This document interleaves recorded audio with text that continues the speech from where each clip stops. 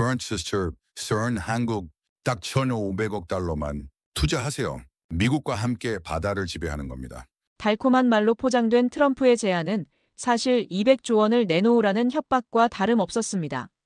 삼성전자 시가총액 절반에 달하는 큰 돈을 미국에게 바치라는 뜻이었죠. 그런데 바로 그때 러시아로부터 충격적인 제안이 날아왔습니다. 280조, 대한민국에게 투자하겠습니다. 예상치 못한 러시아의 발표에 백악관은 얼어붙었습니다. 트럼프는 폭발했고 러시아에 제재를 가하겠다며 강하게 압박했죠. 하지만 푸틴은 흔들리지 않았습니다. 우린 대한민국과 끝까지 함께 간다. 단 한마디로 트럼프의 속을 뒤집어놨죠. 도대체 무슨 일이 있었던 걸까요? 한국이 빠지면 미국 쇠빙선은 고철덩어리가 됩니다. 레지널드 블랙우드 특사가 던진 한마디가 백악관 전략회의실 전체를 얼어붙게 만들었습니다.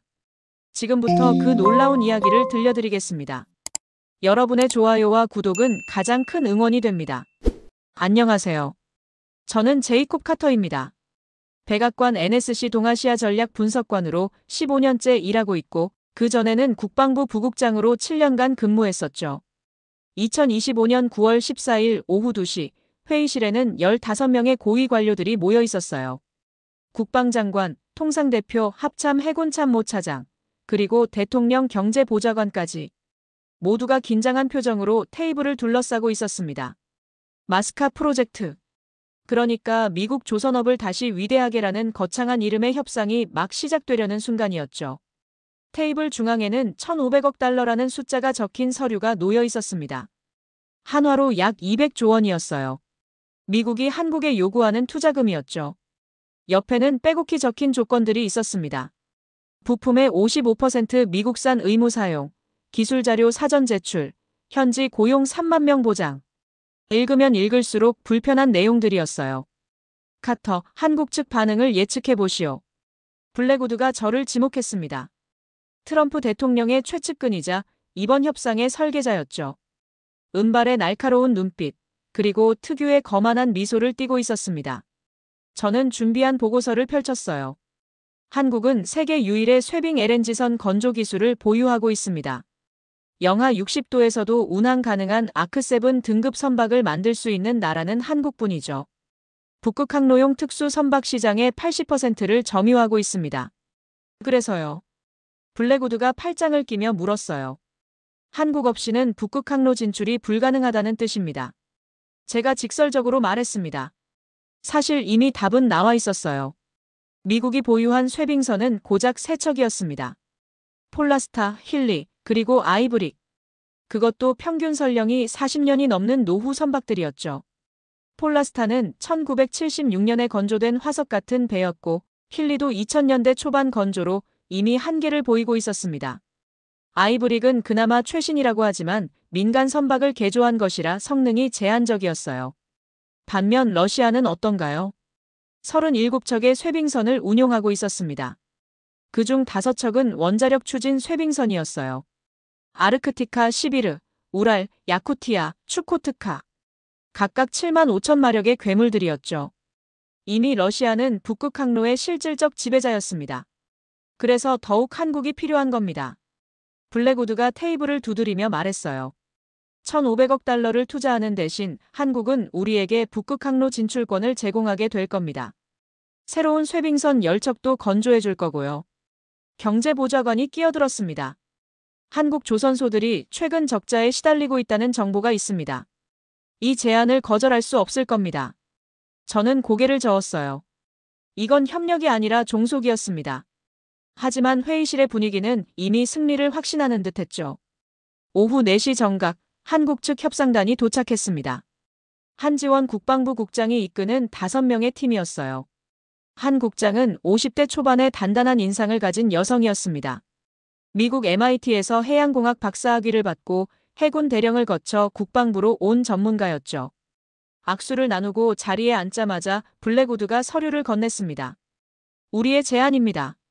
검토해 보시죠. 한 국장은 서류를 천천히 넘겼어요. 표정 변화 없이 꼼꼼히 읽어내려갔습니다. 회의실에는 종이 넘기는 소리만 들렸어요. 긴장감이 감돌았습니다. 시계 초침 소리가 유난히 크게 들렸죠. 5분이 지났을까요? 한 국장이 서류를 덮고 고개를 들었습니다. 조건은 없습니다. 단 한마디였어요. 하지만 그 한마디 말이 회의실 공기를 완전히 바꿔놓았습니다. 마치 폭탄이 터진 것 같은 정적이 흘렀죠. 무슨 말씀이신지 블랙우드가 당황한 표정으로 물었어요. 평소의 거만함이 사라진 얼굴이었습니다. 동맹에는 조건이 없다는 뜻입니다. 한 국장의 목소리는 차분했지만 단호했어요. 70년간 함께 피 흘린 동맹국을 하청 취급하시는 건가요? 국방장관이 개입했습니다. 한 국장, 이건 비즈니스입니다. 감정적으로 접근하지 마십시오. 비즈니스라. 한 국장이 쓴웃음을 지었어요. 그렇다면 더욱 거절해야겠군요. 한국조선업은 하청이 아니라 파트너를 원합니다. 1,500억 달러입니다. 블랙우드가 목소리를 높였어요. 이 정도 규모의 투자를 거절한다고요. 부품 55% 미국산 의무화가 뭘 의미하는지 아십니까? 한 국장이 되물었습니다. 한국 중소기업 300여 곳이 문을 닫게 됩니다. 기술자료 사전 제출은요? 70년간 쌓아온 조선 기술을 공짜로 넘기라는 거 아닙니까? 그 순간 놀라운 일이 벌어졌습니다. 회의실 대형 스크린에 속보가 떴어요. 모스크바 긴급 뉴스였죠. 러시아, 한국과 북극 항로 공동개발 제안. ARCS 프로젝트 280조 원 규모 펀드 조성. 화면에는 러시아 재무장관 세르게이 로마노프가 기자회견하는 모습이 나왔습니다. 한국은 기술을, 러시아는 항로를 제공합니다. 조건 없는 동등한 협력입니다. 블랙우드의 얼굴이 불그락불그락해졌어요. 이건 협박입니까? 미리 짜고 온 겁니까? 아닙니다. 한 국장이 일어섰습니다. 선택입니다. 미국의 1,500억 달러에는 조건이 있지만 러시아의 280조에는 조건이 없다는 차이일 뿐입니다. 한국이 러시아와 손잡으면 어떤 결과가 올지 아십니까? 국방장관이 경고했어요. 알고 있습니다. 한 국장이 대답했죠. 하지만 무릎 꿇고 사는 것보다는 서서 죽는 게 낫습니다. 이재명 대통령께서도 어제 인터뷰에서 분명히 말씀하셨죠. IMF 같은 경제 종속은 없을 것이라고요. 분위기가 험악해졌습니다. 통상대표가 끼어들었어요. 관세를 올려버리면 한국 경제는. 그러세요. 한 국장이 잘랐습니다. 대신 평택의 985km도 알아서 지키십시오. 부산의 미 해군 정비창도 마찬가지고요. 이 말에 해군 참모 차장의 표정이 굳었어요. 부산 MRO 도크가 없으면 태평양 함대 운용에 심각한 차질이 생긴다는 걸 누구보다 잘 알고 있었으니까요. 회의는 그대로 결렬됐습니다. 한국협상단이 떠난 후 회의실은 아수라장이 됐어요. 저들이 감히 우리를 거부했다. 블랙우드가 테이블을 내리쳤습니다. 러시아와 손잡는다는 게 블러프일 겁니다. 경제보좌관이 말했어요.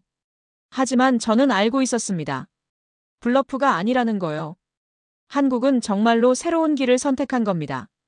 조건 없는 존중을 선택한 거죠. 그날 밤 9시 저는 혼자 남아보고서를 작성했습니다. 창밖으로 워싱턴 기념탑이 보였어요. 불빛에 하얗게 빛나는 모습이 왠지 쓸쓸해 보였죠. 미국이 가진 쇠빙선 3척, 북극해를 누비는 러시아의 37척. 한 대 앞에서 초라하기 그지없는 숫자였습니다. 우리는 기술도 선박도 없으면서 오직 돈과 조건만으로 한국을 압박하려 했어요. 70년 동맹의 가치를 1,500억 달러로 환산하려 했죠. 보고서 마지막 줄에 저는 이렇게 적었습니다. 우리가 잃은 건 한국이 아니라 신뢰입니다. 그리고 신뢰를 되찾는 데는 돈보다 훨씬 많은 대가가 필요할 것입니다. 그때는 몰랐어요. 이 한 문장이 얼마나 큰 파장을 일으킬지 말입니다. 챕터 3장. 다음 날 새벽 5시 제 전화가 미친 듯이 울렸습니다. 국방장관이었어요. 카터, 지금 당장 펜타곤으로 오시오. 대통령께서 기다리고 계신다. 목소리에 긴박함이 묻어났습니다. 뭔가 큰일이 벌어지고 있었어요. 펜타곤까지 가는 새벽길은 평소보다 더 어둡게 느껴졌습니다. 국방장관의 다급한 목소리가 계속 귓가에 맴돌았어요. 대통령께서 기다리고 계신다는 그 한마디가 심상치 않았죠. 보통 때라면 30분 걸릴 거리를 15분 만에 도착했습니다. 펜타곤 지하 2층 긴급회의실, 이미 10명이 넘는 고위 관료들이 모여 있었어요. 그리고 정말로 트럼프 대통령이 앉아 있었습니다. 새벽 5시 반에 말이죠. 대통령의 얼굴은 이미 붉게 상기되어 있었어요. 카터, 어제 협상이 완전히 결렬됐다는 게 사실인가? 저는 천천히 고개를 끄덕였습니다. 예, 한국 측이 모든 조건을 거부했습니다. 모든 조건을. 대통령이 믿을 수 없다는 표정으로 되물었어요. 1,500억 달러를 거부했다고. 회의실 대형 스크린에 한국 언론들의 헤드라인이 떠올랐습니다. 대한민국, 미국의 종속 요구 거부. 조건 없는 동맹만이 진짜 동맹. 러시아와 새로운 북극 시대 열까. 하나같이 도발적인 제목들이었죠. 대통령의 표정이 점점 더 굳어졌어요. 280조 원이라. 통상보좌관 제임스 밀러가 보고서를 넘기며 혀를 찼습니다. 러시아가 그런 돈을 어디서 구한다는 겁니까? 지금 경제 제재받고 있는 나라가 말입니다. 북극 자원입니다. 제가 준비한 자료를 펼쳤어요. 야말 반도에만 천연가스 매장량이 16조 리방미터에 달합니다. 연간 수익으로 환산하면 300조 원이 넘죠. 그리고 북극해 대륙붕에는 원유 900억 배럴이 매장되어 있다고 추정됩니다. 숫자를 들은 순간 회의실 공기가 무거워졌어요. 모두가 깨달은 겁니다. 러시아가 진심이라는 거. 블랙우드가 주먹으로 테이블을 내리쳤습니다. 그 진동에 커피잔들이 덜그럭거렸어요. 이건 배신이야. 70년 동맹을 하루아침에 팔아먹는 거라고. 정확히는 74년입니다. 에스퍼 국방장관이 정정했어요. 1950년 한국 전쟁부터 시작된 동맹이죠. 대통령이 손짓으로 조용히 하라고 했습니다. 지금 그게 중요한 게 아니야. 어떻게 대응할 건가가 중요하지. 스크린에 북극 지도가 떴어요. 국방장관이 레이저 포인터로 가리키며 설명했습니다. 여기 보십시오. 북극 항로가 완전히 열리면 아시아에서 유럽까지 거리가 40% 단축됩니다. 수에즈 운하를 거칠 때 24,000km던 거리가 14,000km로 줄어들죠. 붉은 선과 파란 선이 지도 위에 그어졌어요. 차이는 명확했습니다. 열흘 걸리던 항해가 엿새로 단축되는 거였죠. 운송비만 연간 수천억 달러가 절약됩니다. 문제는 우리에게 그 항로를 운항할 능력이 없다는 겁니다. 해군 참모차장 길버트 제독이 한숨을 쉬었어요. 쇠빙선 세척으로는 불가능해요.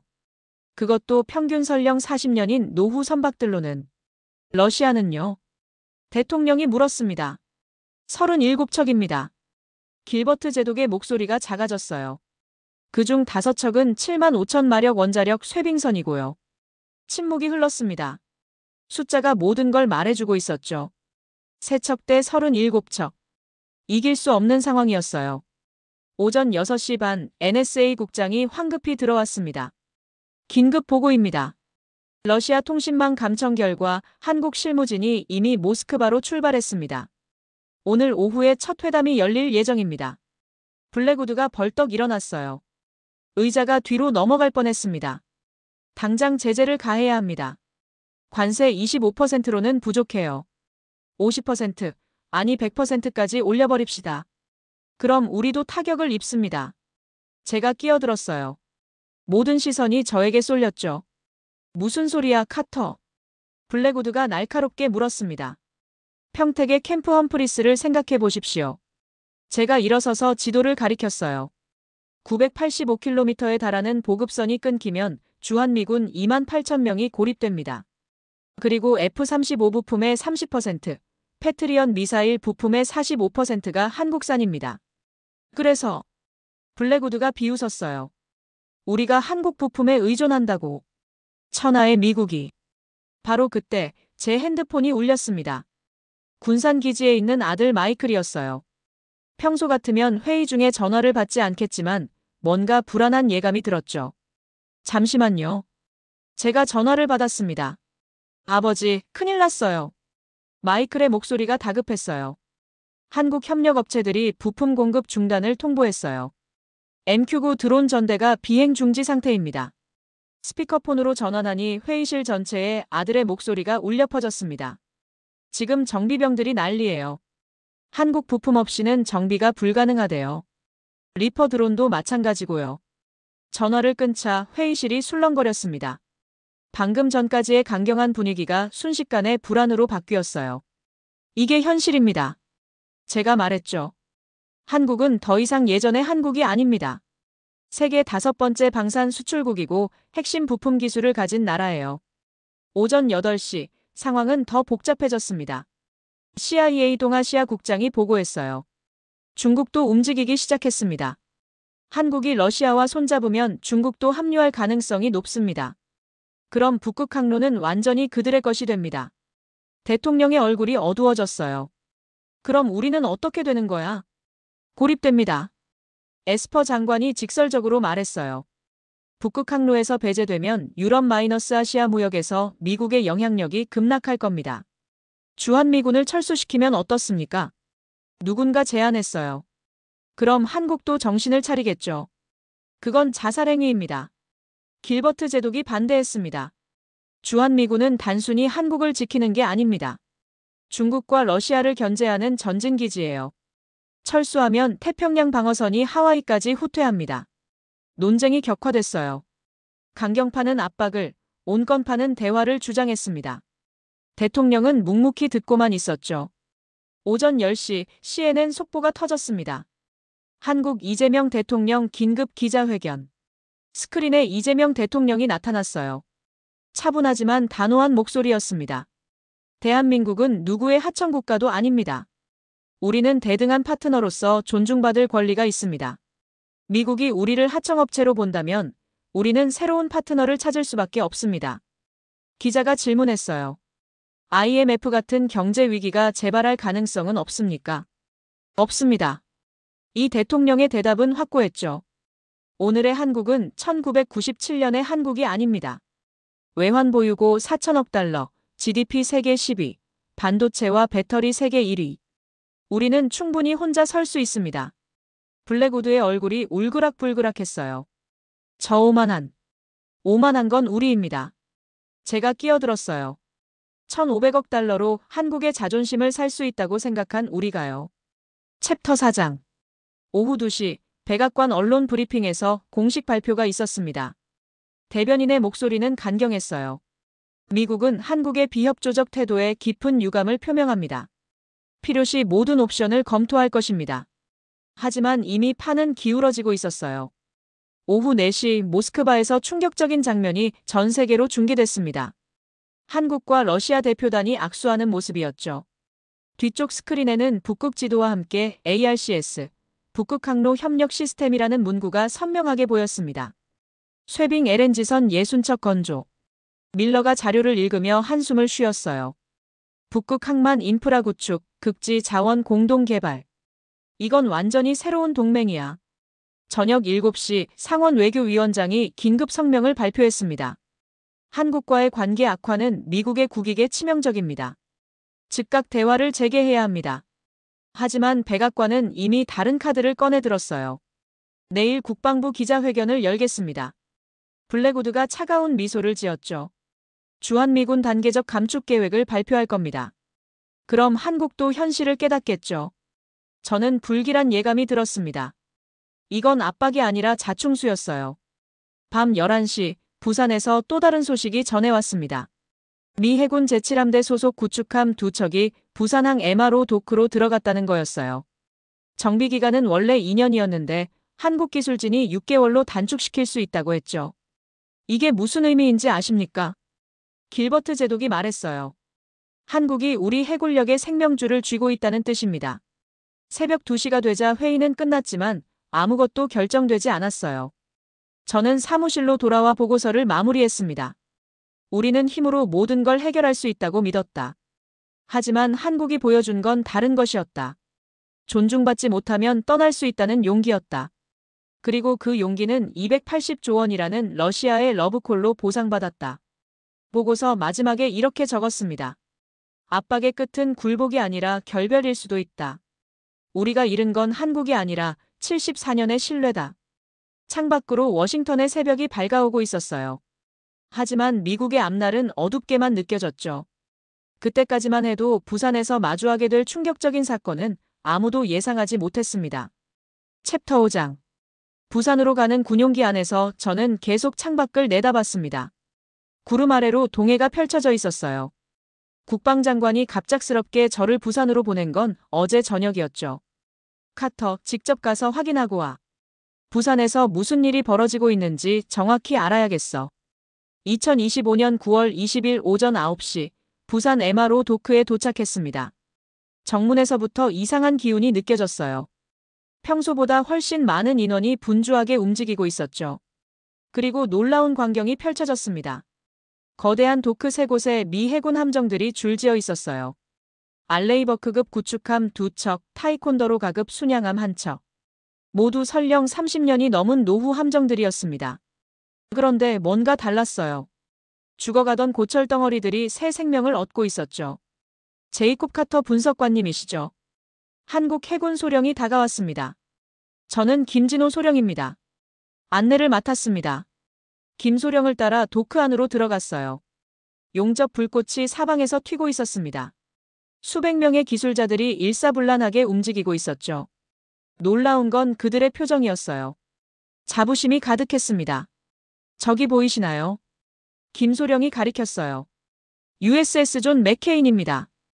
2017년 충돌사고 이후 제대로 수리받지 못했던 함정이죠. 함정 옆구리에는 거대한 구멍이 있었습니다. 하지만 한국 기술자들이 새로운 강판을 붙이고 있었어요.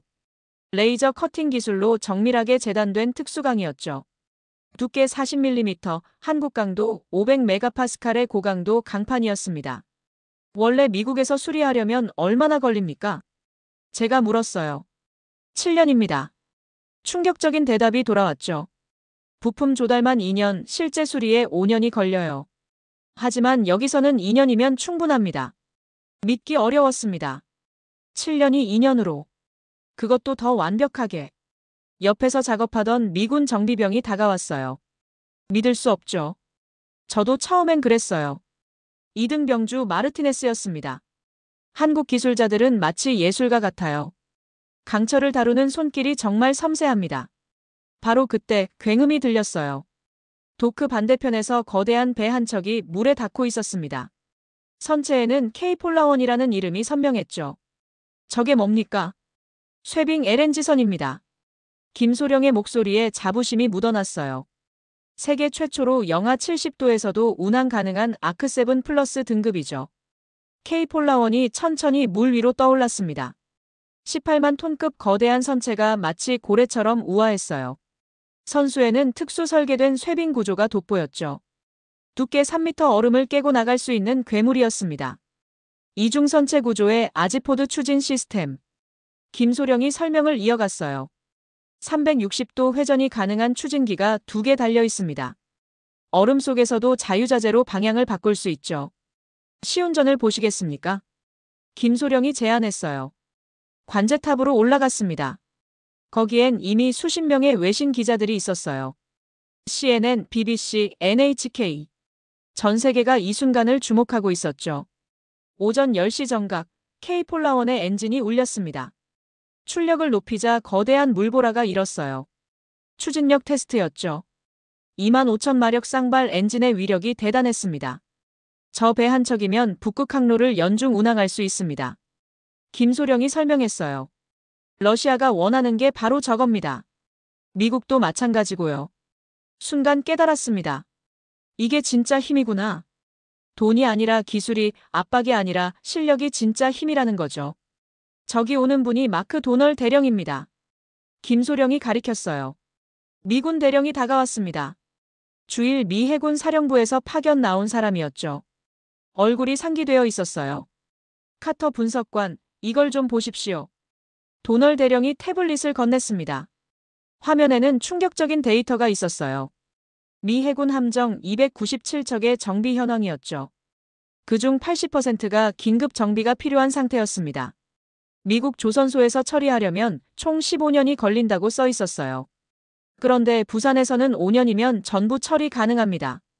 도널 대령의 목소리가 떨렸어요. 회생률도 87%로 미국의 60%보다 훨씬 높고요. 도크를 내려다보니 한국 기술자들이 점심도 거르고 일하고 있었습니다. 미군 정비병들도 옆에서 배우느라 정신없었죠.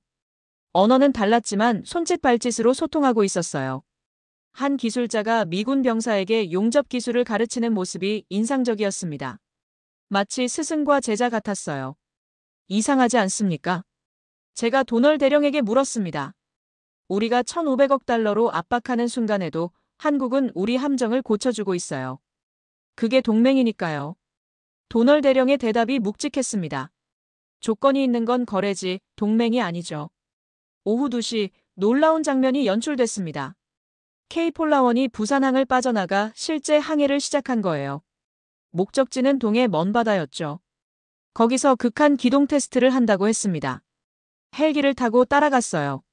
창공에서 본 K폴라원은 장관이었습니다. 시속 20노트로 질주하는 모습이 마치 얼음바다를 가르는 칼날 같았죠. 선미에서 일어나는 물보라가 햇빛에 반사되어 무지개를 만들었습니다. 저 배가 러시아로 간다면요? 제가 조종사에게 물었어요. 북극 항로의 판도가 바뀝니다. 조종사의 대답이 간단 명료했죠. 미국은 영원히 따라잡을 수 없을 겁니다.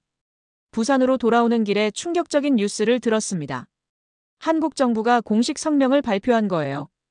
K폴라원 시리즈 60척 건조 계획 확정, 러시아와 공동 운영 예정. 60척. 미국의 쇠빙선 3척과는 비교도 안 되는 규모였습니다. 저녁 6시 부산항 전망대에 올랐어요. 석양이 지는 바다 위로 불빛들이 하나둘 켜지기 시작했습니다. 도크에서는 밤에도 용접 불꽃이 튀고 있었죠.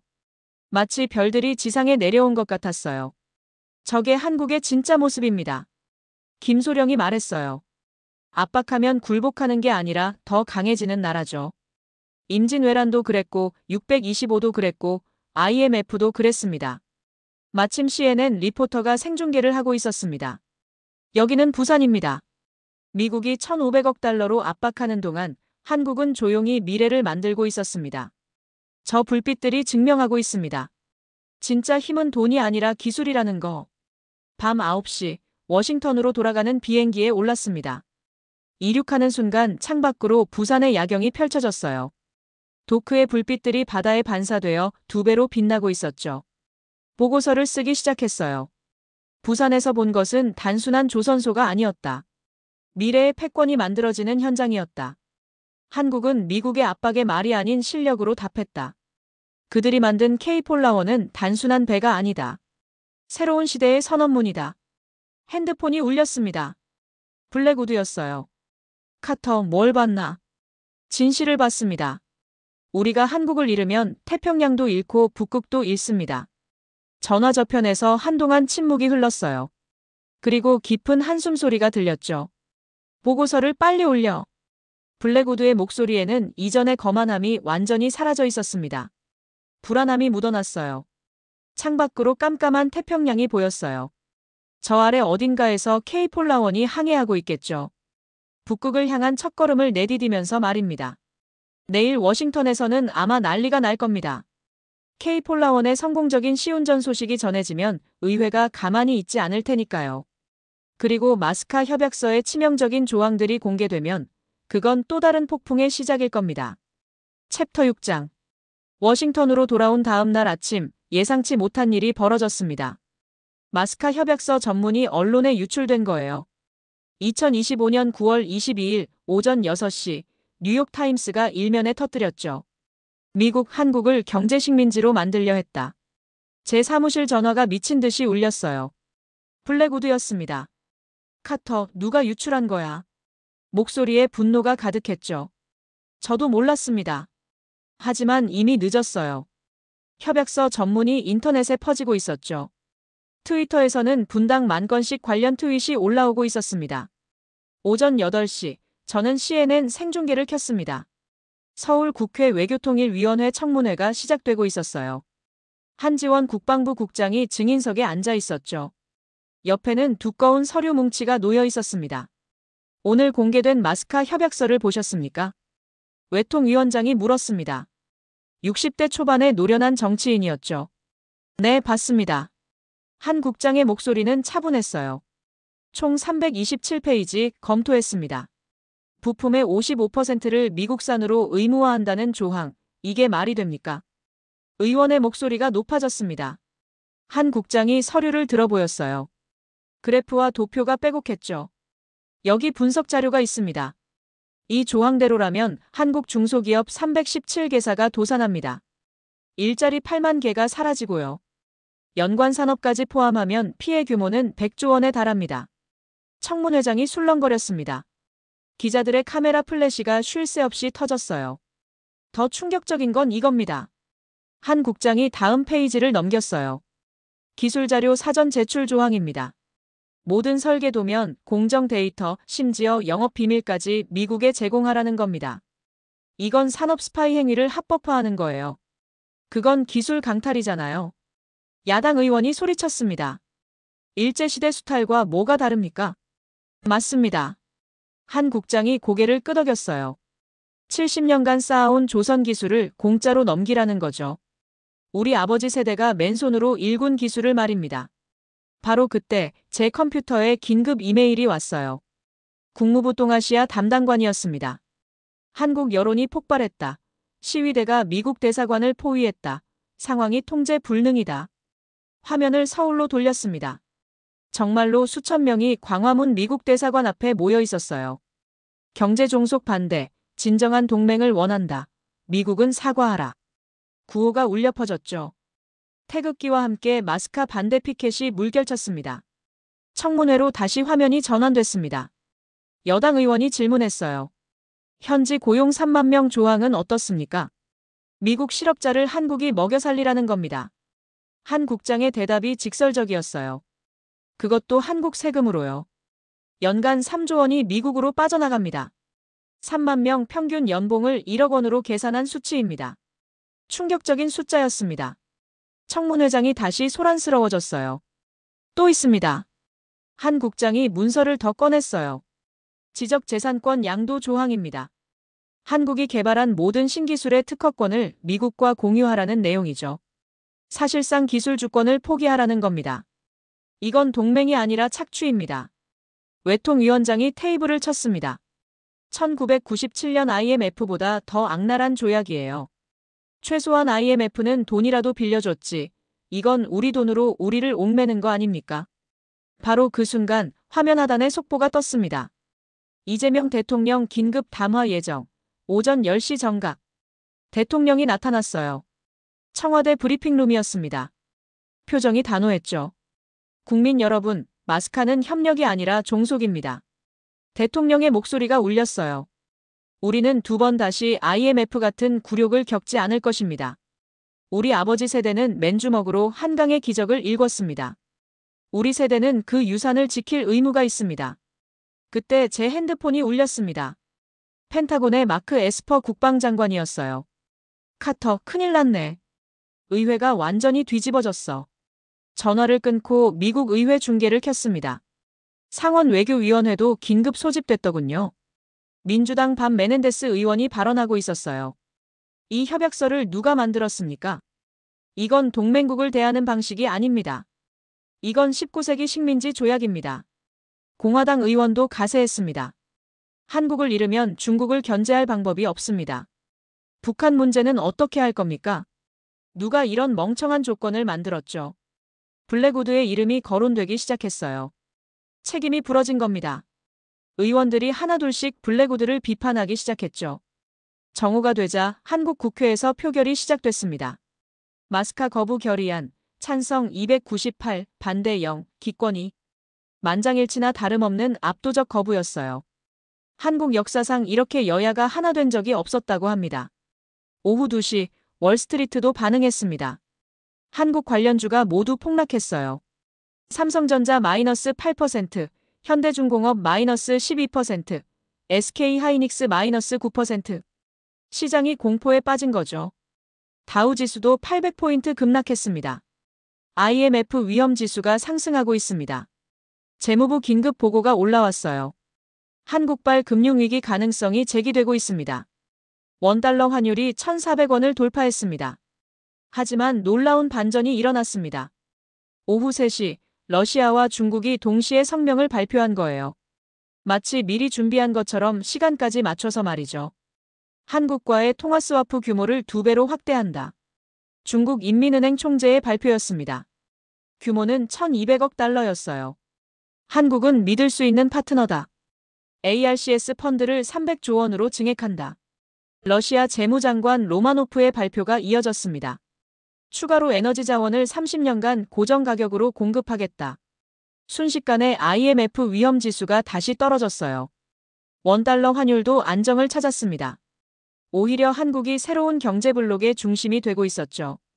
저녁 6시, 백악관 위기관리팀이 소집됐습니다. 대통령이 직접 주재했어요. 표정이 심각했습니다. 어떻게 이런 일이? 트럼프 대통령의 얼굴이 붉어져 있었습니다. 우리가 한국을 압박하려 했는데 오히려 러시아와 중국품으로 밀어넣은 거 아닌가? 협약서를 다시 읽어봤습니다. 제가 발언했어요. 이건 동맹 협약이 아니라 불평등 조약입니다. 19세기 제국주의 시대에나 있을 법한 내용이에요. 아편 전쟁 때 영국이 중국에 강요한 조약과 다를 게 없습니다. 회의실이 조용해졌어요. 모두가 제 말의 의미를 알아들었죠. 그럼 어떡하란 말인가? 대통령이 물었습니다. 조건을 철회해야 합니다. 에스퍼 장관이 말했어요. 그리고 사과해야 합니다. 공개적으로요. 사과. 블랙우드가 벌떡 일어났어요. 미국이 한국에 사과한다고. 그건 있을 수 없는 일이야. 그게 싫으면 동맹을 잃는 겁니다. 에스퍼 장관의 목소리가 차가웠죠. 그리고 북극도 잃고 태평양 패권도 잃습니다. 밤 9시, 저는 사무실에서 한국 뉴스를 계속 모니터링했습니다. 미국산 구매 한국 특별조항이라는 굵은 한글 제목 아래 작은 글씨로 종속적 파트너십이라고 적혀 있었습니다. 노골적인 표현이었죠. 역시 한국 사람들의 민심은 폭발했습니다. 이게 동맹이냐, 러시아가 더 신사적이네. 미국은 우리를 식민지로 보고 있다. 한국의 민심이 완전히 돌아선 거예요. 74년 동맹의 신뢰가 하루아침에 무너지고 있었죠. 밤 11시, 청와대에서 마지막 성명이 나왔습니다. 대한민국은 어떤 불평등 조약도 받아들이지 않을 것이다. 우리는 일제강점기를 겪었고 IMF를 극복했다. 이번에도 당당히 맞서 싸울 것이다. 내일 모스크바에서 러시아와 최종 협상을 진행한다. 저는 보고서 마지막 문장을 썼습니다. 우리는 한국을 너무 만만하게 봤다. 돈으로 살 수 있는 하청 국가로 봤다. 하지만 한국은 자존심을 선택했다. 그리고 온 국민이 하나가 되어 조건에 떡칠 거부했다. 이제 공은 우리에게 넘어왔다. 하지만 이미 너무 늦었을지도 모른다. 창밖으로 워싱턴의 야경이 보였어요. 평화로워 보이는 불빛들과 달리 백악관 내부는 지금 폭풍우가 몰아치고 있을 겁니다. 모스크바에서 무슨 일이 벌어질지 그건 아무도 몰랐죠. 챕터 7장 2025년 9월 23일 정오 정부 전용기에 올라탔습니다. 대통령이 직접 저를 옵저버로 임명했죠. 러시아가 뭘 준비했는지 정확히 파악해와. 그리고 한국을 막을 방법이 있는지 알아봐. 절박한 지시였습니다. 비행기 안에서 저는 계속 자료를 검토했어요. 러시아가 기자회견을 예고한 지 불과 6시간 만의 결정이었죠. 백악관이 얼마나 다급한지 알 수 있었습니다. 모스크바는 영하 5도였습니다. 공항에 내리자 찬바람이 뼈를 찔렀어요. 크렘린궁까지 가는 길, 거리에는 이미 ARCS 현수막이 걸려 있었습니다. 러시아가 얼마나 공을 들였는지 보였죠. 오전 10시, 크렘린궁 대회의장에 도착했습니다. 이미 수백 명의 기자들로 가득했어요. CNN, BBC, NHK, CCTV. 전 세계 언론이 총출동했습니다. 붉은 벨벳 커튼과 황금빛 샹들리에가 화려했어요. 무대 중앙에는 거대한 스크린이 설치되어 있었고 북극 지도가 선명하게 떠 있었죠. 곧 시작합니다. 러시아 외무부 직원이 안내했어요. 금박 장식이 화려한 의자에 앉자 주변을 둘러봤습니다. 한국 대표단이 맨 앞줄에 앉아 있었어요. 한지원 국장도 보였죠. 어제 청문회에서 본 그 단호한 표정 그대로였습니다. 그녀는 자신감 넘치는 모습이었어요. 정각 10시 30분, 세르게이 로마노프 재무장관이 입장했습니다. 은발의 날카로운 눈빛, 전형적인 러시아 엘리트의 모습이었어요. 옥스퍼드에서 경제학 박사를 받고 골드만삭스에서 일했던 인물이었죠. 그 뒤로 러시아 내각 장관 5명이 따라 들어왔습니다. 에너지부, 교통부, 국방부, 산업부, 그리고 북극개발부 장관이었어요. 로마노프가 연단에 섰어요. 침묵이 흘렀습니다. 기자들의 숨소리까지 들릴 정도였죠. 그리고 입을 열었습니다. 신사숙녀 여러분, 오늘 우리는 새로운 시대를 열고자 합니다. 목소리가 회의장에 울려 퍼졌어요. 동시 통역 이어폰으로 각국 언어가 흘러나왔죠. ARCS, 북극 항로 협력 시스템을 발표합니다. 스크린이 바뀌었어요. ARCS라는 거대한 로고와 함께 북극해 전체가 나타났습니다. 붉은 선으로 새로운 항로가 그려졌죠. 부산에서 출발해 블라디보스토크, 베링 해협을 거쳐 무르만스크까지 이어지는 항로였습니다. 규모는 280조 원입니다. 숨죽이던 기자들이 술렁거렸어요. 280조 원. 미국이 제시한 1,500억 달러, 약 200조 원보다 훨씬 큰 금액이었죠. 내용을 말씀드리겠습니다. 로마노프가 리모컨을 들었어요. 화면이 전원됐습니다. 첫째, 쇠빙 LNG선 60척을 건조합니다. 컴퓨터 그래픽으로 만든 선박들이 화면에 떴어요. K폴라 시리즈와 똑같은 모습이었죠. 한국이 건조하고 러시아와 공동 운영합니다. 선박당 건조비는 4천억 원, 총 24조 원입니다. 둘째, 북극 항만 인프라를 구축합니다. 지도에 6개의 점이 찍혔어요. 무르만스크, 아르한겔스크, 딕손, 틱시, 페벡, 그리고 블라디보스토크. 각 항구에 최신 시설을 건설할 것입니다. 스마트 항만 시스템, 자동화 크레인, LNG 저장 시설 등이 포함됩니다. 셋째, 극지 에너지를 공동 개발합니다. 야말 반도가 클로즈업 됐어요. 천연가스 16조 리방미터, 원유 900억 배럴이 매장되어 있습니다. 한국과 함께 개발하겠습니다. 수익은 정확히 반반으로 나눕니다. 기자들이 미친 듯이 사진을 찍었어요.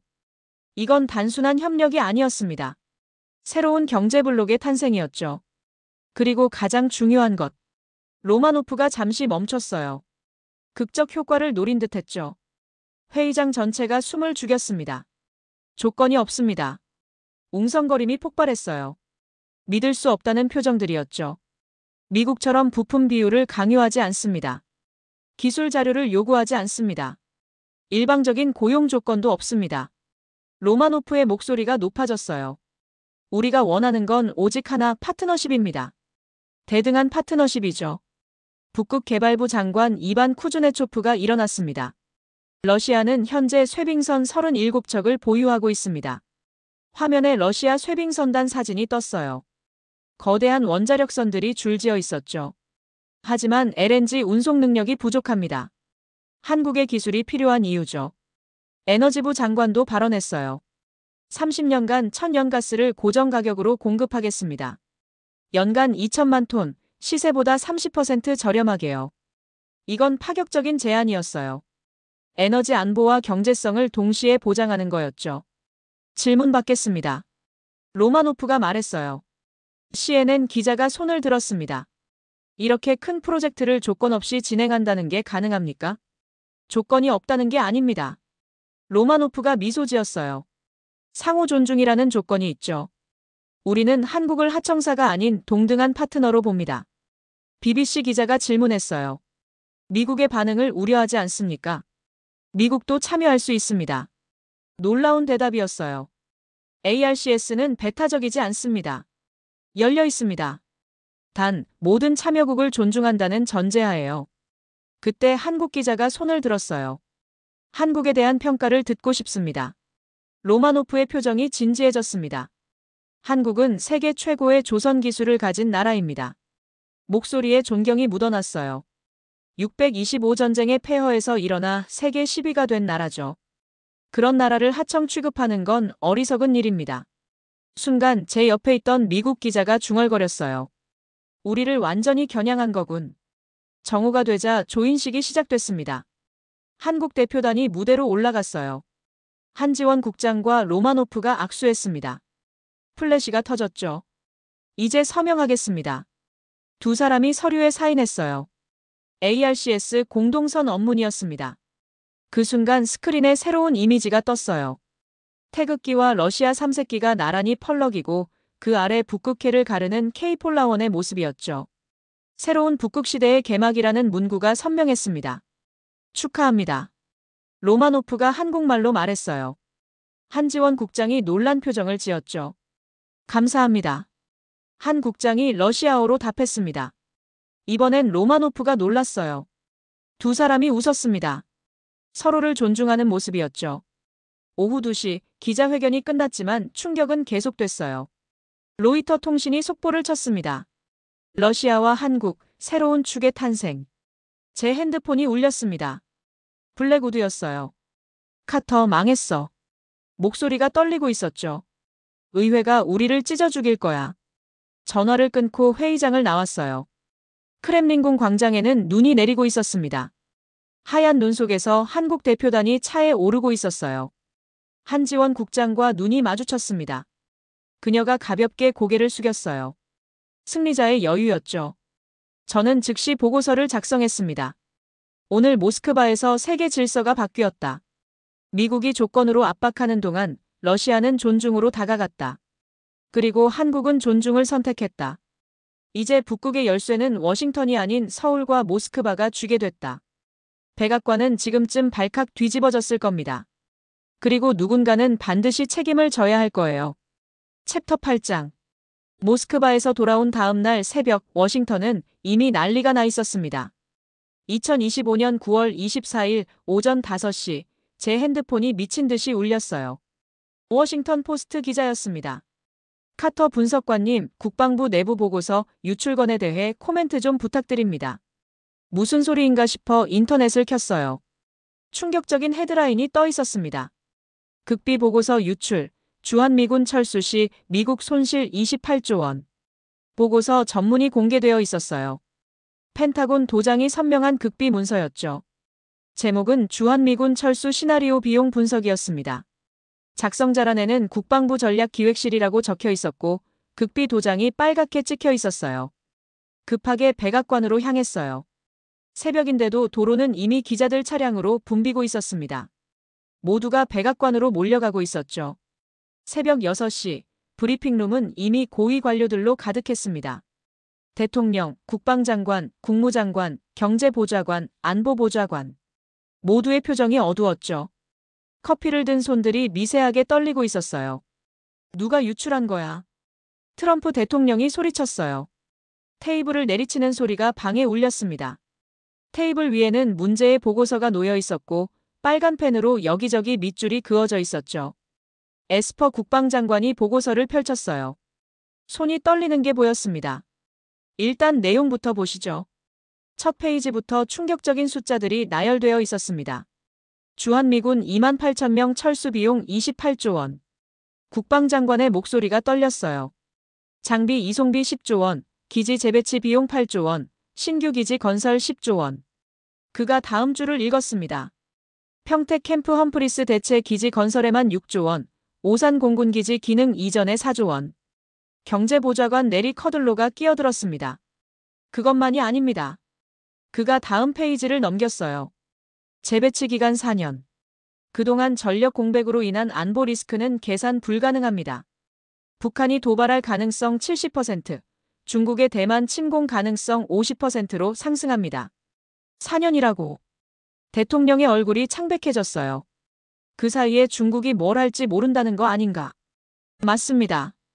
에스퍼 장관이 고개를 끄덕였죠. 게다가 일본도 불안해할 겁니다.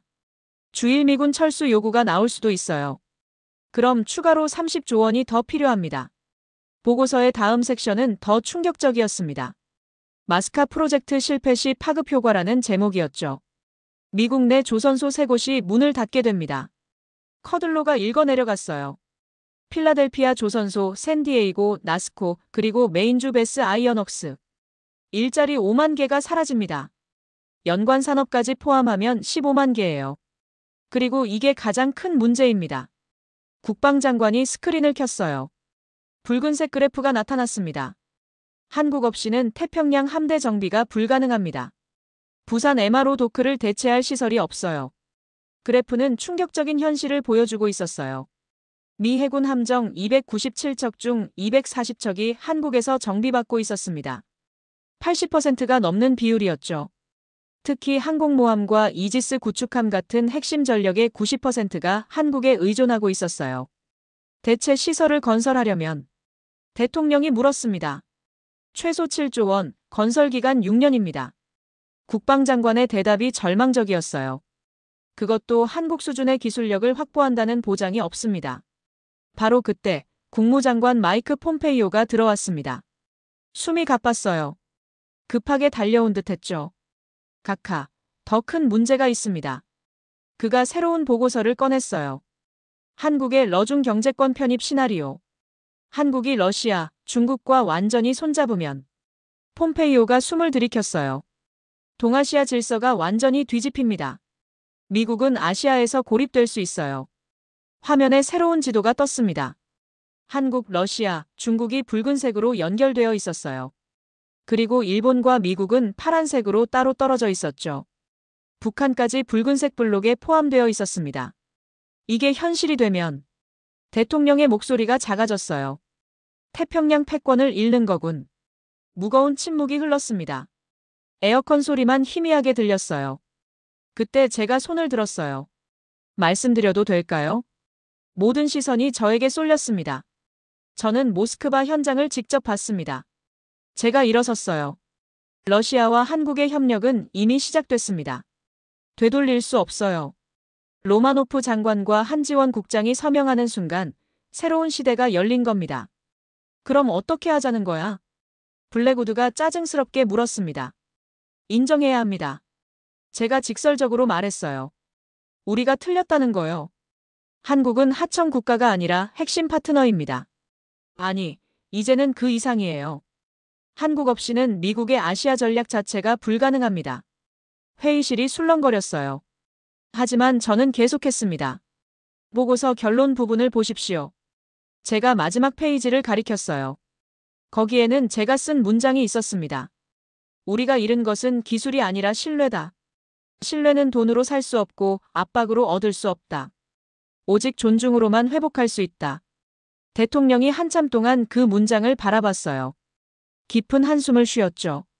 주름진 얼굴이 더 늙어 보였습니다. 그래서 뭘 제안하는 건가? 조건을 모두 철회하고 사과해야 합니다. 에스퍼 장관이 말했어요. 그리고 새로운 협력 방안을 제시해야 합니다.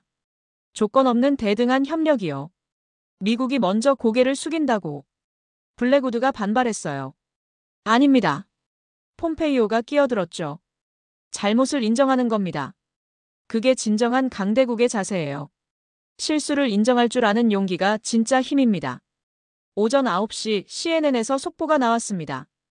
백악관 내부 보고서 유출, 주한미군 철수는 미국의 자살행위. 앵커가 흥분한 목소리로 말했어요. 28조 원이라는 천문학적 비용도 문제지만 더 큰 건 전략적 손실입니다. 한국을 잃으면 미국은 아시아를 잃게 됩니다. 전문가 패널이 나와서 분석했어요. 이제 선택은 간단합니다. 한국을 존중하거나 아시아를 포기하거나. 오전 10시 의회에서도 움직임이 시작됐습니다. 상원 군사위원장이 긴급 성명을 발표했어요. 마스카 프로젝트를 즉각 재검토해야 합니다. 한국은 우리의 가장 중요한 동맹입니다. 돈으로 살 수 있는 관계가 아닙니다. 하원 외교위원장도 가세했어요. 74년간 함께 피 흘린 동맹을 돈 몇 푼에 팔아넘기려 했다니 부끄럽습니다. 여론도 급변했어요. 트위터에서는 한국에게 사과하라는 해시태그가 트렌드 1위에 올랐습니다. 참전 용사들이 성명을 발표했어요. 우리는 한국과 함께 싸웠다. 그들은 형제다. 미국인들도 깨닫기 시작한 거예요. 한국이 얼마나 중요한지를요. 정오가 되자 대통령이 결단을 내렸습니다. 주한미군 감축 계획을 전면 취소한다. 브리핑룸에 안도의 한숨이 흘렀어요. 하지만 이건 시작에 불과했죠. 그리고 대통령이 말을 이었습니다. 한국과의 관계를 원점에서 재검토한다. 새로운 협력 방안을 만들어라. 진정한 파트너십을 보여줄 수 있는 방안을. 오후 2시 저는 보고서를 다시 정리했습니다. 스크린에 띄운 그래프를 수정했어요. 붉은색이었던 손실 그래프가 서서히 파란색으로 바뀌었습니다. 협력의 이익을 보여주는 그래프였죠. 한국과 협력하면 얻는 이익입니다. 제가 설명했어요. 북극 항로 접근, 조선 기술 공유, 안보 협력 강화. 금액으로 환산하면 연간 50조 원입니다. 50조 원. 커들로가 놀랐어요. 네, 하지만 조건이 있습니다. 제가 말했죠. 존중입니다. 한국을 진정한 파트너로 대우하는 것, 그것만이 유일한 조건이에요. 저녁 6시 국방장관이 기자회견 준비를 시작했습니다. 원고를 검토하는 그의 표정이 진지했어요. 빨간 펜으로 몇 군데를 수정하고 있었죠. 내일 발표할 내용입니다. 에스퍼 장관이 원고를 보여줬어요. 한국은 비용이 아니라 파트너다. 짧지만 강력한 메시지였죠. 미국이 드디어 깨달은 겁니다. 돈보다 중요한 게 있다는 거요. 밤 9시 저는 사무실에서 최종 보고서를 마무리했습니다. 계산서가 뒤집혔다. 우리는 한국을 돈으로 계산했지만 한국의 가치는 돈으로 매길 수 없었다. 이제 우리는 새로운 계산법을 배워야 한다. 존중의 가치를 계산하는 법을, 그리고 신뢰의 무게를 재는 법을. 창밖으로 워싱턴의 야경이 보였어요. 링컨 기념관의 불빛이 유난히 밝았습니다. 내일 국방장관의 발표가 있으면 세상이 또 한 번 뒤집힐 겁니다. 그리고 한국은 어떻게 반응할까요? 이미 너무 늦었을지도 모릅니다. 하지만 시도는 해야겠죠. 74년 동맹을 지키기 위해서라도요. 아니, 이제는 동맹 이상의 무언가를 만들기 위해서라도. 2025년 9월 30일 펜타곤 기자회견장은 이미 수백 명의 기자들로 가득했습니다. 오전 10시 발표 예정이었지만 9시부터 자리가 차기 시작했어요. CNN, FOX, MSNBC는 물론이고 한국의 KBS, 일본의 NHK, 중국의 CCTV까지 전 세계가 이 순간을 주목하고 있었죠. 저는 무대 옆 대기실에서 에스퍼 국방장관과 함께 있었습니다. 그의 손에는 연설문이 들려 있었어요. 어젯밤 새벽 3시까지 수정한 원고였죠. 종이 가장자리가 구겨져 있었습니다. 얼마나 많이 읽고 또 읽었는지 알 수 있었어요. 카터, 이게 맞는 선택일까? 장관이 물었습니다. 평소와 달리 긴장한 모습이었어요. 이마에 땀방울이 맺혀 있었죠. 역사가 증명할 겁니다. 제가 답했죠. 오늘의 선택이 미국을 구했다고요. 무대 뒤 대형 스크린에는 이미 준비한 자료들이 대기하고 있었습니다. 평택 기지지도, 한미동맹 74년 역사, 그리고 ARCS 프로젝트 전문. 모든 게 오늘 공개될 예정이었어요. 정각 10시, 에스퍼 장관이 연단에 올랐습니다. 플래시 세례가 쏟아졌어요. 장관은 잠시 심호흡을 했습니다. 물 한 모금을 마시고 마이크를 조정했어요. 그리고 입을 열었죠. 오늘 저는 미국의 새로운 아시아 전략을 발표하고자 합니다. 기자들이 숨을 죽였어요. 펜 잡은 손들이 긴장으로 떨렸죠. 먼저 분명히 말씀드립니다. 장관의 목소리가 울렸어요. 주한미군 철수 또는 감축 계획은 전면 보류됩니다. 아니, 완전히 취소됩니다. 회견장이 술렁거렸습니다. 전면 취소라니 예상을 뛰어넘는 발표였어요. 몇몇 기자들은 놀라서 펜을 떨어뜨렸죠. 장관이 리모컨을 들었습니다. 스크린에 평택 캠프 험프리스 지도가 떴어요. 붉은 선으로 985km가 표시되어 있었죠. 이 985km는 단순한 거리가 아닙니다. 장관이 설명했어요. 자유와 민주주의를 지키는 최전선입니다. 우리는 이곳을 결코 포기하지 않을 것입니다. 다음 화면으로 넘어갔습니다. 충격적인 숫자들이 나타났어요. 주한미군 철수 시 예상 비용 28조 원. 장관이 숫자를 읽었습니다. 재배치 기간 4년, 전력 공백으로 인한 위험 증가율 70%. 기자들이 미친 듯이 받아 적었어요.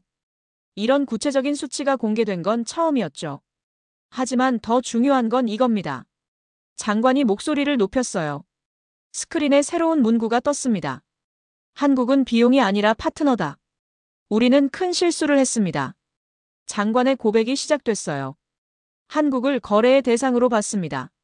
돈으로 계산할 수 있는 하청업체로 봤죠. 하지만 한국은 그런 나라가 아닙니다. 순간 회견장이 조용해졌습니다. 미국 국방장관이 공개적으로 실수를 인정한 거예요. 역사적인 순간이었죠. 한국은 우리와 함께 피 흘린 형제입니다. 장관이 계속했어요. 625전쟁에서 3만 7천 명의 미군이 전사했습니다. 베트남전에서도 한국군과 함께 싸웠죠. 5만 명의 한국군이 파병됐고 5천 명이 전사했습니다. 이라크, 아프가니스탄에서도 마찬가지였습니다. 스크린에 역사적 사진들이 떴어요. 한미연합군의 모습들이었죠. 같은 군복, 같은 헬멧, 같은 목표를 향해 싸우는 모습들. 그런 형제를 우리는 어떻게 대했습니까? 장관의 목소리에 후회가 묻어났어요. 1,500억 달러를 요구하며 압박했습니다. 기술을 내놓으라고 강요했죠. 이건 동맹이 아니라 착취였습니다. CNN 기자가 손을 들었습니다. 그럼 마스카 프로젝트는 어떻게 되는 겁니까? 전면 재검토합니다. 장관의 대답은 명확했어요. 모든 불평등 조항을 삭제하고 진정한 협력 방안을 만들 것입니다. 조건 없는 대등한 협력 말입니다. FOX 기자가 질문했어요. 러시아와 한국의 ARCS 프로젝트에 대해선 어떻게 생각하십니까? 장관이 잠시 침묵했습니다. 그리고 놀라운 말을 했어요. 존중합니다. 기자들이 웅성거렸어요. 미국이 러시아 프로젝트를 존중한다니. ARCS는 280조 원 규모의 거대 프로젝트입니다. 스크린에 ARCS 로고가 떴어요.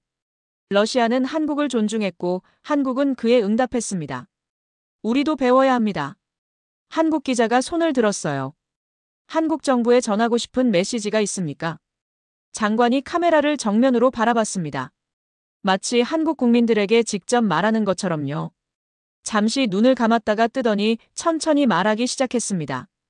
대한민국 정부와 국민 여러분께 말씀드립니다. 목소리가 진지했어요. 우리가 잘못했습니다. 74년 동맹의 가치를 돈으로 환산하려 한 것을 사과드립니다. 플래시가 터졌어요. 미국 국방장관의 공식 사과, 전례 없는 일이었죠. 우리는 새로운 시작을 원합니다. 장관이 말을 이었어요. 조건 없는 협력, 대등한 파트너십, 상호 존중. 이것이 새로운 한미 관계의 원칙이 될 것입니다. 그때 무대 뒤에서 보좌관이 급하게 다가왔어요. 뭔가 메모를 전달했죠. 장관이 메모를 읽더니 미소를 지었습니다. 방금 좋은 소식이 전해졌습니다. 장관이 발표했어요. 한국 정부가 우리의 제안을 검토하겠다고 응답했습니다. 한지원 국방부 국장이 직접 대화할 준비가 되어 있다고 전해왔습니다. 대화의 문이 열린 것입니다. 회견장이 박수로 가득 찼어요. 기자들까지 박수를 치는 이례적인 광경이었죠. 마지막으로 스크린에 특별한 장면이 떴습니다. 태극기와 성조기가 나란히 펄럭이는 모습이었어요. 그 아래 멋진 문구가 적혀 있었죠. 함께 걸었던 길, 함께 갈 길. 질문 받겠습니다. 장관이 말했어요. 일본 NHK 기자가 물었습니다. 이번 결정이 미일 동맹에는 어떤 영향을 미칠까요? 일본도 우리의 중요한 파트너입니다. 하지만 한국과 일본은 다릅니다. 한국은 우리와 함께 피를 흘렸습니다. 그 차이를 인정해야 합니다. 중국 CCTV 기자의 차례였어요. 중국은 이번 결정을 어떻게 봐야 할까요? 이건 중국을 겨냥한 게 아닙니다. 장관이 명확히 했죠. 동맹을 바로 잡는 것뿐입니다. 중국과도 건설적인 관계를 원합니다. 마지막으로 제가 준비한 자료가 화면에 떴어요. 한미 동맹 74년의 역사를 정리한 타임라인이었습니다. 1950년 6월 25일 한국전쟁 발발. 장관이 읽어내려갔어요. 1953년 7월 27일 정전협정. 그 후 74년간 우리는 함께했습니다. 그가 마지막 문장을 읽었습니다. 2025년 9월 30일 새로운 시작. 기자회견이 끝나자 저는 장관과 함께 대기실로 돌아왔어요. 장관이 의자에 털썩 주저앉았습니다. 긴장이 풀린 듯했어요. 손수건으로 이마에 땀을 닦았죠. 고생하셨습니다, 장관님. 이제 시작이야, 카터. 한국이 우리를 용서할지는 모르겠지만 제 핸드폰이 울렸습니다. 서울에 있는 지인이었어요. 방금 한국 뉴스 봤어요. 국방장관 발표가 대서특필됐습니다. 청와대 반응도 긍정적이고 여론도 나쁘지 않아요. 늦었지만 다행이다라는 반응이 많습니다. 희망이 보이기 시작했습니다. 74년 동맹이 새로운 74년을 시작할 수 있을지도 모른다는. 밤이 되자 백악관에서 연락이 왔어요. 대통령이 만족했다는 전언이었습니다. 그리고 한 가지 더. 한국 대통령과 정상회담을 추진하라. 10월 중으로 성사시켜라. 새로운 국면이 시작되고 있었어요. 조건이 아닌 존중으로, 압박이 아닌 신뢰로 만들어가는 관계. 그게 진짜 동맹이라는 걸 미국도 드디어 깨달은 거죠. 2025년 10월 4일 새벽 5시, 저는 평택에 있었습니다. 아직 어둠이 가시지 않은 시간이었어요. 바닷바람이 차가웠지만 가슴은 뜨거웠죠. 오늘은 역사적인 날이 될 거였습니다. K폴라원이 북극 항로 첫 시운전을 마치고 돌아오는 날이었어요. 1만 2,000km를 항해한 끝에 말이죠. 부산을 출발해 블라디보스토크, 베링 해협, 북극해를 거쳐 무르만스크까지 갔다가 돌아온 대장정이었습니다. 옆에는 한지원 국장이 서 있었어요. 그녀도 감격스러운 표정이었죠. 드디어 이날이 왔네요. 한 국장이 수평선을 바라보며 말했습니다. 2달 전엔 상상도 못했던 일이에요. 평택항에는 이미 수백 명이 모여 있었어요. 한국 정부 관계자들, 러시아 대표단, 그리고 우리 미국 측 인사들. 태극기, 성조기, 러시아 3색기가 나란히 펄럭이고 있었죠. 새벽 공기 속에서도 열기가 느껴졌습니다. 저기 옵니다. 누군가 외쳤어요. 수평선 너머로 거대한 실루엣이 나타났습니다. K폴라원이었어요. 떠오르는 태양을 등지고 천천히 다가오고 있었죠. 선체에 새겨진 태극 마크가 아침 햇살에 반짝였습니다. 무전기에서 선장의 목소리가 들렸어요. 평택항 관제소, 여기는 K폴라원입니다. 북극항로 시운전을 성공적으로 마치고 귀향합니다. 대한민국 만세. 박수가 터져나왔어요. 어떤 이들은 눈물을 흘리기도 했죠. 한국이 해냈습니다. 미국의 압박에도 조건에도 굴복하지 않고 자신들의 길을 개척한 거예요. 배가 가까워지자 놀라운 광경이 펼쳐졌습니다. 선체 곳곳에 얼음 흔적이 남아 있었어요. 북극의 증거였죠. 두께 3m 얼음을 깨고 온 적들, 마치 전사의 상처럼 자랑스러워 보였습니다. 연료 절감률이 38%였다고 합니다. 러시아 대표가 자랑스럽게 말했어요. 수에즈 운하 경유보다 40% 시간 단축, 38% 연료 절감. 이게 북극 항로의 힘입니다. 저는 그 순간을 지켜보며 많은 생각이 들었어요. 불과 한 달 전, 우리는 한국을 압박했습니다. 1,500억 달러를 요구하며 조건을 내걸었죠. 하지만 한국은 굴복하지 않았어요. 오히려 더 강해져서 돌아왔습니다. 카터 분석관님, 한 국장이 제게 다가왔습니다. 이제 미국도 함께할 수 있습니다. 조건이 아닌 존중으로 말이죠. 그녀의 말이 맞았어요. 어제 백악관에서 최종 결정이 났습니다. 마스카의 모든 조건을 철회하고 새로운 협력 방안을 제시하기로 했죠. 대등한 파트너십을 기반으로 한 진정한 협력 말입니다. 오전 6시 K폴라원이 항구에 접안했습니다. 거대한 18만 톤 선체가 부두에 닿는 순간 기적 소리가 울렸어요. 승리의 기적이었죠. 그 소리가 평택 하늘에 울려 퍼졌습니다. 갑판에서 선원들이 손을 흔들었습니다. 2달간의 극지 항해에 지쳤을 텐데도 모두 밝은 표정이었어요. 그들이 이룬 것은 단순한 항해가 아니었습니다. 새로운 시대를 연 거였죠. 현장이 내려왔어요. 60대 초반의 베테랑 항해사였습니다. 하얀 수염에 날카로운 눈빛, 바다 사나이의 전형이었죠. 박진우 선장입니다. 그가 경례를 했어요. 수고하셨습니다. 한 국장이 악수를 청했죠. 대한민국의 영웅입니다. 박 선장이 겸손하게 웃었어요. 저희는 그저 할 일을 했을 뿐입니다. 한국인이라면 누구나 했을 일이죠. 우리 아버지 세대가 한강의 기적을 만들었듯이 우리는 북극의 기적을 만든 겁니다. 그 말에 가슴이 뭉클해졌어요. 한국인의 자부심, 그것이 이 모든 걸 가능하게 한 원동력이었습니다. 기자회견이 시작됐습니다. 박 선장이 항해 보고를 했어요. 1만 2,000km를 항해했습니다. 그가 지도를 가리켰어요. 영하 50도의 극한 추위, 15m 파도, 두께 3m 얼음. 모든 걸 이겨냈습니다. 가장 어려웠던 점은? 기자가 물었어요. 어려운 건 없었습니다. 박 선장의 대답이 인상적이었죠. 한국 기술을 믿었으니까요. 우리 조선소에서 만든 배는 세계 최고입니다. 대우, 현대, 삼성. 우리 조선소 이름만 들어도 가슴이 뜁니다. 러시아 대표가 발언했습니다. 이제 ARCS 프로젝트가 본격 시작됩니다. K폴라 시리즈 60척이 북극을 누비게 될 것입니다. 그때 놀라운 발표가 있었어요. 미국도 ARCS에 참여하고 싶습니다. 제가 일어서서 말했습니다. 백악관의 공식 입장이었죠. 조건 없이 대등한 파트너로서 참여하겠습니다. 제가 계속했어요.